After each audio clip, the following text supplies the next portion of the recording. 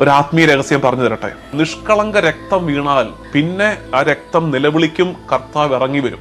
ഇന്ന് നമ്മൾ ആരെയും കത്തിയെടുത്ത് കുത്തിയോ കല്ലെടുത്ത് തലക്കിടിച്ചോ കൊല്ലുന്നില്ല, ശരിയാണ്. പക്ഷെ നമ്മുടെ അതിനേക്കാൾ മൂർച്ചയുള്ള സാധനം ഇരിപ്പുണ്ട്, നമ്മുടെ നാവ്. നമ്മുടെ നാവ് കൊണ്ട് നമ്മൾ ഒട്ടനവധി പേരെ ദ്രോഹിക്കുന്നില്ലേ? നമ്മളുടെ ദ്രോഹത്തിന് പാത്രമായ ഒരാള് നമ്മൾ ആരോടെങ്കിലും ആവശ്യമില്ലാത്തത് പറഞ്ഞു, അയാളെ കുറിച്ച് പരദൂഷണം പറഞ്ഞു, ഇതയാൾ അറിഞ്ഞിട്ട് അയാൾ വന്ന് നമ്മളോട് ചോദിക്കുകയാണ്, നീ എന്ത് പരിപാടിയാണ് കാണിച്ചത് എന്ന് ചോദിച്ചാൽ രക്ഷപ്പെട്ടു. എന്താ കാര്യം അറിയാവോ? അത് ഇവിടം കൊണ്ട് ബാലൻസ്ഡ് ആയല്ലോ. ഞാനൊരു തെറ്റ് ചെയ്തു, പുള്ളി അതിനെ അഡ്രസ് ചെയ്തു, പുള്ളി വന്ന് ചോദിച്ചു, ഞാൻ എക്സ്പ്ലെയിൻ ചെയ്യുന്നു, ടെൻഷൻ അങ്ങ് തീർന്നു. നമ്മൾ ചെയ്ത ദ്രോഹങ്ങളെ നിശബ്ദതയോടെ ഏറ്റെടുത്തവരുണ്ടല്ലോ, അവരെ പ്രതിയാണ് നമ്മൾ ഇനി പ്രാർത്ഥിക്കേണ്ടത്. എന്താ കാര്യം അറിയാമോ?